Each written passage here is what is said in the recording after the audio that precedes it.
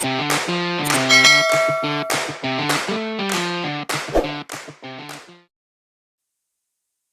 everyone, welcome to my channel. So this time meron tayong Grand MA3 lighting console. No? May problema yung executor fader at saka yung dimmer wheel encoder niya. Hindi siya nag-i-encode no? Kapag ginagamit natin yung nasa side knob na yan. Okay? So although may secondary knob naman para sa dimmer, yung nakikita nyo yung 5 bilog na yan is mas maganda pa rin gumagana yan dimmer wheel encoder. So, mas mabilis kasi mag-program, no? Lalo na pag nagpo-program kayo ng show. Okay?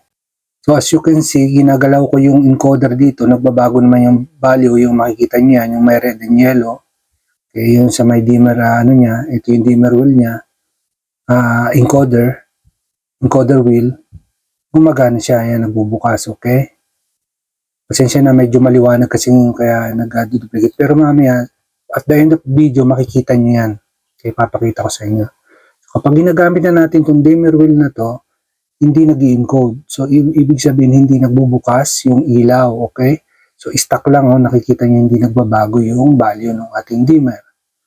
So, medyo hassle kasi kapag wala yung dimmer wheel na yan, kapag mabilisan yung ating programming, is medyo malilate tayo sa mga active, lalo na yung mga nagbabasking dyan, So, ayan, nakita nyo naman, may mga label na yung kable, at kasi tatanggalin natin yan, although hindi ako yung nagkalagay ng label na yan, So, yung pinalitan natin dito. So, nandito tayo kasi sa ating trabaho, kaya naabot na taon na tayo ang sumunod na gagamit, at ayaw ko na may mga sirang function sa ating lighting console kasi yan yung nakakapagpabagal na ating trabaho, So, ayaw ko na may limit yung aking ginagawa. Gusto ko ma-maximize yung features ng lighting console na to. So, napakaganda kasi gamitin kapag alam mo ang inyong gamit is 100% working. Ganon din yan sa mga lighting fixture, yung mga ilaw na ginagamit ko. Kapag may mga sira ilaw dyan, hindi rin ako mapakali. Okay? So, ito kasing lighting console na ito ay digital. Makikita nyo may dalawang cable na yan na Cat5. Ayan yung ginagamit natin sa ating DMX. So, DMX over Cat5. Although nakita nyo naman yung ibang kable, ginamit din yung physical DMX out niya port sa ibang universion. So, ito yung ating papalitan, yung encoder wheel na yan. Yun, ito yung ating fader. Okay? So, yung 60mm fader lang papalitan natin. Okay? So, nag-order na yung ating company at pinadala na dito. Ikakabit na natin kaysa nakatinggal lang. So, pasensyahan nyo lang at yung aking isang kamay ay may hawak ng mobile phone kaya hindi ko mabuksan ng maayos to. Okay? So, ayan. Ayan yung ating babalitan kasi medyo yung belt nito is maluwag na. So, kasi motorized fader po ito, lahat sa programming nating lighting queue is gumagalaw sila mag-isa. Okay? Lalo na kapag ginamitin ng mga command sa ating mga lighting queue state, is dapat susunod siya at mag-i-encode siya ng tamang value na kailangan natin. Okay? So, original parts po yan lahat galing sa MA Lighting. So, kailangan natin tools para mabuksan natin itong unit, itong star screw or torch screw na to, So, may mga screw yan sa lahat ng gilid paikot, okay? Bale, ang screw niyan ay nasa 10 piraso, okay? So, bubuksan natin yan, and then, pag natanggal na yan, meron dyan dalawang security screw, okay? Sorry. So, dapat, wag natin pupursahin. Yung iba kasi hindi alam na security screw yun, okay? So, makikita nyo, ipapakita ko sa inyo kung ano yung ibig kong sabihin, Okay? So, ito, tatanggalin na natin yung mga screw niyan. So, itatry kong pabilisin itong video or yung time-lapse natin para mabilis tayo matapos, Kasi medyo marami pa tayong gagawin dito sa desk na to. So, pabilisin na lang natin para mapakita ko na sa inyo yung nasa loob.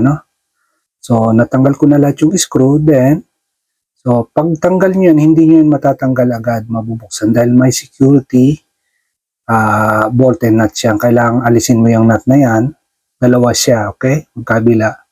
Bago nyo fully open yung ating cover. Huwag natin pupursahin, baka maputol yung ating bolts or ma-dent yung ating cover, ano? Okay? So, then kapag naalis na yan, there's no need to unplug all the cable attached to the bottom part of the console. Just to save some time, okay? Yan. So, kumuha lang ako ng pliers kasi wala akong sinsukat ng nut na yun, ano? Ilulugan ko lang din. Konting ano lang, kasi hindi naman yan hindi naman naka-fully, naka-fully tighten yung ating screw. Kasi gumamit yan yung nut na may lock, no? So, hindi siya sagad, okay? Tatanggalin lang natin yan. Tapos yung kabila, so ayan, naka-nylock siya. Nylock, nakikita niyo yung kulay itim na yan, okay? Yan yung parang rubber. Pag lumagpas niya dyan yung dulo ng screw, tigil na kayo, okay? Dapat nakalagpas dyan. Kasi may vibration, baka malaglag yan at pumunta dyan sa motherboard, okay? So, at magkakaroon tayo ng problema. So, itong isa, tatanggalin lang natin, then, maano na natin siya, maiano na natin yung kumbaga separate na natin yung dalawang cover na yan, yung dalawang parte ng lighting console, yung top and bottom part. Okay?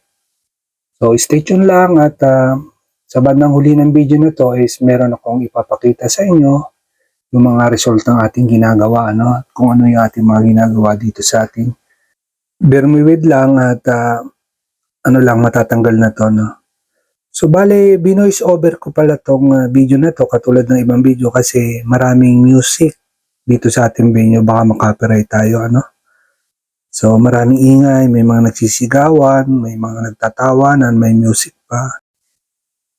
So, at ito na, natanggal na natin yung dalawang security nut niya or yung security screw niya. Is itip over natin yung ating desk, no? Dahan-dahan lang na tayo. So, para hindi magasgas, no? So, then, yan yung pinaka-bottom cover natin, slide nyo lang, okay? Kasi naka-hook yung pinaka-bolt niyan. And dahan-dahan lang, dahil baka may ma-disconnect o masira kayong cable connector, no? So, makikita nyo yung mga cable niya naka-harness, okay? Yung gaya nga na nabanggit ko kanina is there's no need to unplug all the cable to separate the top and the bottom cover. Dahil ang gagawin lang natin is papalitan natin yung pinaka-encoder ng ating dimmer wheel, ano? Ayan, okay? So, yung binili natin, yung binili ng company natin is kasama na yung pinaka-rubber niya, yung wheel, pero pwede natin hindi naman palitan yun kasi okay pa naman. Then, itong executor fader natin is papalitan din natin yan, no? Yan yung number 4. Okay? So, motorized fader po yan. Okay? So, makikita nyo, ayan yung ating mga executor fader, 60mm executive fader po yan, yung 60mm yung haba. Kasi meron dyan 100mm yung pinaka sa master fader, ano? Okay? So, ito, itur ko lang kayo sa nasa loob niyan ng ating MA, yung ating mga encoder knob, no? Yung ating 5 encoder knob. Okay, ito ng encoder wheel. Okay? So, ayan yung ating main or motherboard. Okay? So, kailangan din ng attention, kailangan na linisan, ano? Power supply, then yung ating pinaka-network communication, ano natin. Okay? Makita nyo, dirty na yung pan, ano? So, regularly, dapat may maintenance. Okay? So, para tumagal yung ating desk at mag-perform ng maayos at hindi tayo itirik sa ating laban or sa ating show. Okay? So, madali lang palitan yung executor fader, no? Tanggalin nyo lang yung FFC cable and ikabit nyo lang yung bago, ayos na. Okay?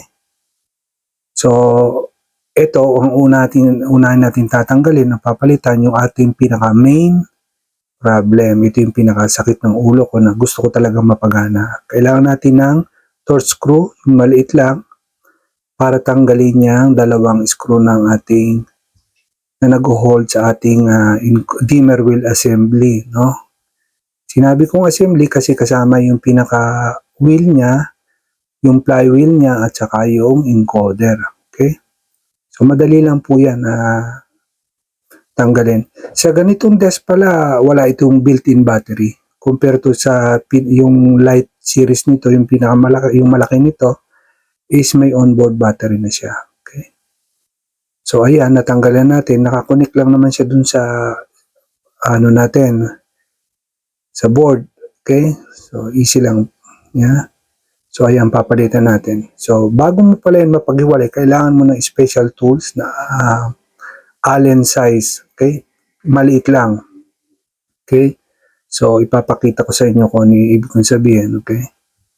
Kasi hindi nyo mapapaghiwalayan kasi naka-tighten na iigiyong nang maayos yung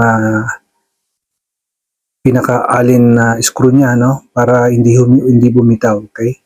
Para pag pinihit mo, sabay talagang iikot yung ating encoder knob. Hindi po yan ordinaryong volume control, yan po ay encoder, ano? Infinite po yan, infinite. Walang stopper, tuloy-tuloy lang po yan, okay? So ayan, at natanggal na natin. So, susunod nating hakbang dyan is tanggalin natin yung pinaka-nut na nag-holder dyan sa metal holder, yung nut ng ating encoder, no? So, kailangan nyo lang naman ng long nose plier dyan or any plier or any tools na makakapagpaikot ng pinaka ano niya, nut niya. So ayan yung tinatanggal ko, okay? So yan, nut lang. So pasensya na, medyo nandun siya sa ano natatawag, okay? So ayan, ikutin nyo lang konti. Kapag ka ibabalik nyo yan, dapat wag nyo papakahigpitan, baka masira, okay? Same thing kapag nagpapalit tayo ng mga knob sa mga amplifier, no, huwag natin puparsahin. Yung tamang higpit lang ba, okay? So mapapansin nyo, may washer pa yan doon sa ilalim, okay? Yung bago niyan, walang kasamang washer yung nasa ilalim. Hindi ito, yung isa, yung nasa kaliwang kamay ko, may washer pa yan, okay? Yan. Yung washer na yan, ililipat natin doon sa bago, okay? Kailangan mailipat yan kasi yung bago walang kasamang ganun, okay? So, ang meron lang yung nasa taas lang na pinaka-washer. Kaya kailangan mong ilipat yung isa. Okay? So, ayan. Sinukat po muna natin at tingnan natin kung anong diferensya. Kung bakit, kung meron ba talaga siyang kasama o wala. So, wala talaga yan. Na-check ko na yan. Kaya kukuhanin ko yung nasa luma. Okay? Para mailagay dyan sa bago. May reason yan bakit nakalagay yan dyan. Okay? Kaya dapat ibalik natin kung paano natin siya tinanggal at kung ano yung mga nakatat na components dyan attached is dapat ibalik natin, okay? Para 100% na mag-work or walang sabit yung ating flywheel. Okay? So, higpitan lang natin yung tama lang. Wag naman yung sobrang higpit, okay? Masira, okay? Yan. Then, ikabit na natin yung flywheel. Okay? So, hindi ko na kinabit yung bago kasi ayos pa naman to. So, bago pa rin naman itong desk na to eh. Kaya, ano lang natin, i-save na lang natin yun. Para sa isang venue, sa ibang venue. Marami tayong ganitong desk dito sa pinagtatrabahoan ko. Meron ata dito mga 6 na ganitong modelo. Plus isang malaki dun sa isang main venue. So, tabi lang natin yun, baka kailanganin nila. Okay? So, ayan, ganyan lang kadali pagbalik nung pag-atas ng flywheel do sa assembly niyan, then ibabalik na natin. So, ikabit lang natin yung kanyang screw. Okay? So, dalawa lang yung screw niya. Nagtataka nga ako bakit dalawa lang eh. Yung provision niya is 4. Kasi 4 yung butas eh. Okay? Siguro nag-cost cutting. Joke lang, okay? So, ayan.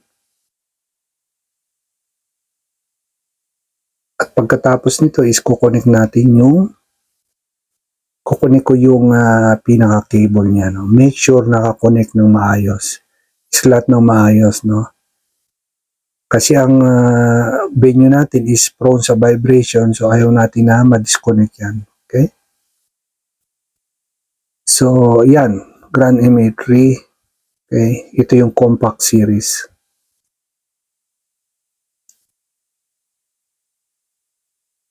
XT series, okay? So, yan yung ating pinalitan, okay? So, let's proceed dito sa ating executor fader, yung ating 60mm na fader.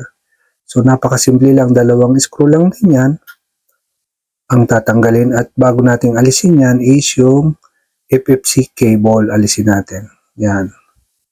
Okay? Ingatan lang natin dahil wala tayo yan pamalit. Okay? So, hindi ko pala napakita sa inyo na natanggal ko na yung pinaka-knob nito sa likod, ano? Yung fader knob. Kasi kung hindi nyo aalisin yan, hindi nyo mabubunot yung ating slider or yung ating fader. Okay? So, dalawang screw lang naman yan. So, ingat-ingat lang din na may masagi or may madamis tayong kable. Let's remove the fader now, no? Tanggalan naman natin yung dalawang screw, okay? So, bunot lang, okay? So, hindi kayo magkakamali kung paano ibalik yan dahil may yung encode, yung FFC cable niyan is hindi aabot kung baliktad, okay?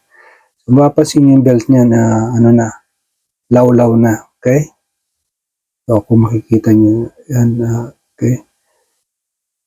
So, kapag hindi na tama yung value niya, okay?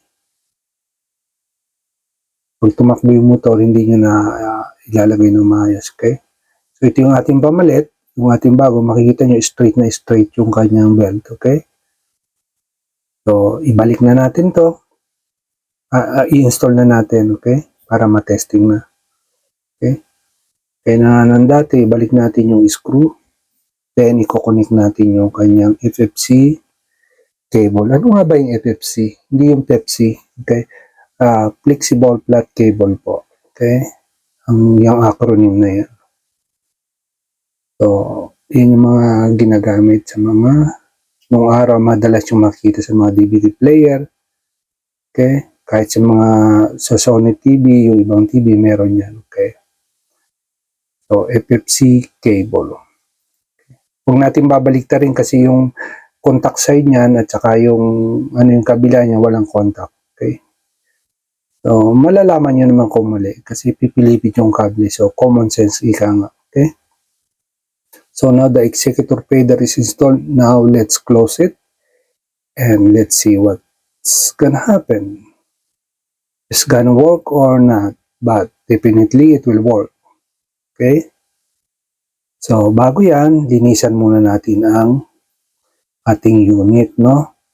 So, itong pan, yung ating CPU, motherboard, kailangan malinis din, okay? So, pag magbo-blower kayo, tip lang, no? Ng kahit anong may pan, hawakan nyo yung LC, okay? Kung hindi nyo kaya hawakan, kumuha kayo ng pang-stop. Kasi pag umikot yan, nagkukos yan ng, maaaring makasira ng board kasi magkukos yan ng, kasi motor yan eh, okay? So, may mga equipment kasi na sensitive, okay? Kahit sa mga moving heads, kapag nag-maintain kami, nilalagyan namin ng stopper yung mga exhaust fan o yung mga fan niya, intake at saka yung pinaka-out. Niya, no? Yung pang palabas ng hangin, okay? Pangbuga palabas, okay? So, linisin na rin natin. Total, nabuksan na rin naman natin. And ito naman is, ang linis nito is every 3 months, no? Yung aming periodic maintenance, no, ng mga equipment. Okay? So, dahil itong console na to, lang natin, hindi natin alam kung kailan nalinisan to, no? Check ko yung record. Okay? Sa estado ng pan, medyo parang matagal na. Okay? Na hindi nabuksan, ano? So, ayan. So, good na naman yung ating condition ng ating board. Malinis na. Kumbaga, makakahinga sila na maayos. Okay? At bago na ang kanyang executor fader. Sa ibang barko na pinagtatrabaho, pag palit ako nito, sabay-sabay na. Okay. Ayan, hindi pa ako nakontento, meron pang nakikitang konting ano. So, yan, isa kasi sa pinakamahalagang parte ito eh. Kaya gusto ko sigurado tayo. Okay? So, bubugahan uli natin yan pagkatapos natin i-brush. Para 100% na malinis. Okay? So, ito yung ating lighting console. Digital po yan, ano, gawa ng Grand MA Lighting. Germany, made in Germany po. Okay?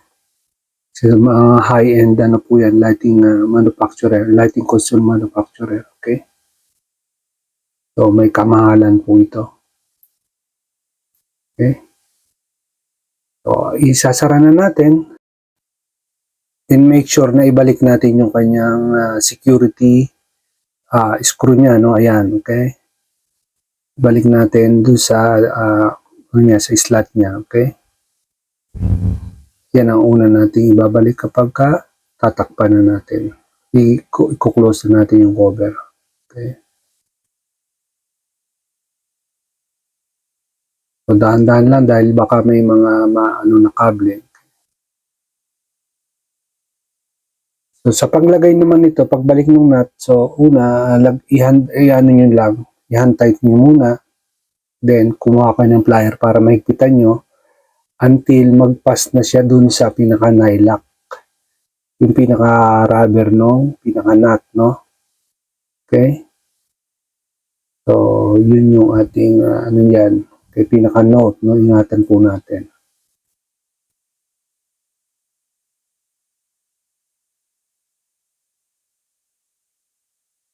So, ikakabit na natin yung nut. Hinanapan natin kasi kung saan ba napunta. Okay? So, ganyan lang muna, no? Ilalagay natin, taturn natin, din kukuha tayo ng plies para mapalagpas na natin dun sa pinaka-rubber niya, okay? So, ibig sabihin na secure tayo na, kampante tayo na hindi siya malalaglag. Dahil pag nalaglag yan, diretso yan doon sa motherboard. At malaking problema. Okay? So, mga 3 turns lang po yan kapag naisagad nyo na hand tight. Ang doon sa rubber, 3 times lang, mga 3 or 4 turns lang ng ating long nose plier yan para maano na clockwise, okay? Then secure na siya, okay? Basta lumagpas lang siya dun sa rubber, okay? Then ibabalik na natin yung kanyang mga screw. Ayan po yung nylock. So, ayan yung ibig ko sabihin, ano? So, ibabalik na natin yung cover after nito, okay? So, dino-double check lang natin. Ito, ibalik na natin yung kanyang mga screw, no? Okay? Nang para matesting na natin. I-time-lapse ko na lang para mabilis, ano? So, ayan. Okay? Binilisan na natin. Ito pala yung mga tools na ginamit natin. So, para ma-facilitate ang pagpapalit ng mga feeder na to. Hindi karamihan, ano? Okay? Or screw lang na type, isang Allen type na napakaliit at isang plier. Okay? At magagawa na natin magpalit nito. Okay? So, ayan. So, babalik natin yung knob ng ating fader kasi nakikita nyo yan. Tanggal, okay? So, ayan, pinalitan natin para matesting natin. No? Yan. Okay? Brasan natin ng konti para mawala yung alikabok. Then, i-blower drain natin. Okay? Medyo maalikabok dito sa venue ko eh. Hindi ko alam eh. Dahil siguro sa aircon. Okay? Kasi yung alikabok niyan, malaking epekto yan. Lalo niyan pag napunta dyan sa may ano. Sa mga gilid-gilid ng mga ano, nakakainis. Okay? Yung namang ating fader, hindi naman ano yan, basta-basta mapapasok kasi yung contact ng fader natin patagilid, hindi sa low. Okay? So, safe yan. Okay? Subukan lang natin para mawala yung mabulabog yung mga alikabok dyan. So, ganyan lang po ang ating trabaho. So, gagamitin natin. Pag nasira, ayusin natin. Okay? Pag madumi, lilinisan natin. Okay?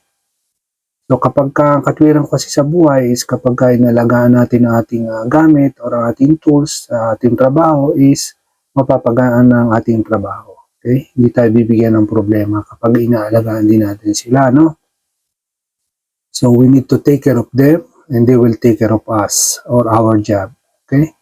So, ito, pinadali na natin. Kinabit ko na yung mga kable para matesting na natin, ano? So, magaling yung nag-label nito, okay? So, sa dami ng kable, nilabelan na niya para hindi magkapalit-palit, no? Okay.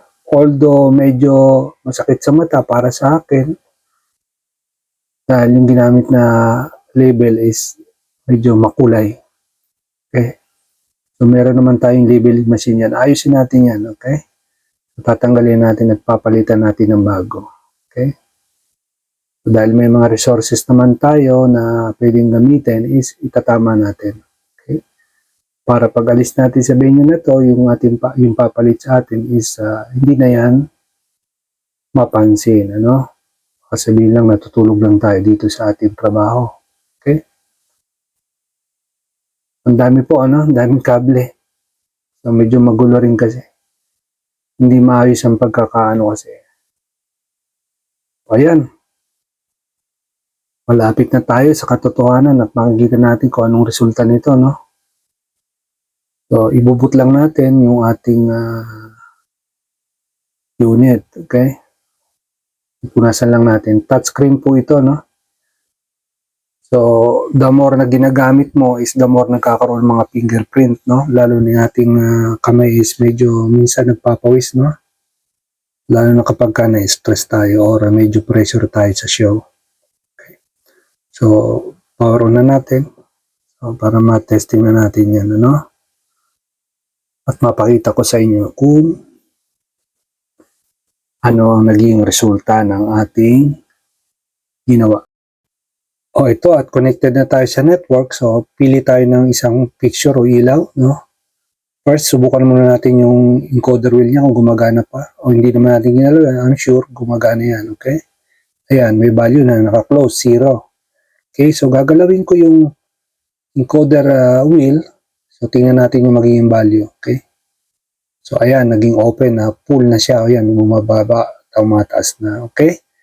So, pasensya na hindi nyo nakikita yung wheel, but baka isipin nyo lang na iba yung ginagawa natin or nag-cheat tayo is ipapakita ko yung wide niya, ipapakita ko yung pinaka-visualizer niya no, sa layout view natin na gagalawin natin yung wheel at itataas natin yung value. So, ito, ipapakita ko sa inyo yun sa visualizer natin, layout view natin, okay? So, naka-0 siya ngayon, itataas natin gamit ang encoder wheel, ano? So, ayan, ikutin natin.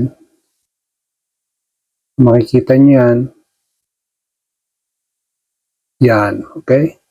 So, may naka-call kasi yung queue, na running yung queue natin, kaya may mga kulay yan, okay? So, may queue kasi tayo na active, kaya may kulay, okay? So, nakikita nyo, nagbabago yung intensity niya. 0 at full. Okay, ayan, gumagana na. And apology dahil di ko na napakita sa inyo yung sa fader, no? Yung actual fader niya, kung gumagana o hindi. But I'm sure it's working, no? So, thank you sa inyong pagtutok dito sa ating talakayan, ano? Medyo mahaba-haba ito, no? Okay? So, ito yung mga nakikita nyo ngayon is yan yung mga ginagawa ko, mga design sa iba't ibang barko na napupuntahan ko, no?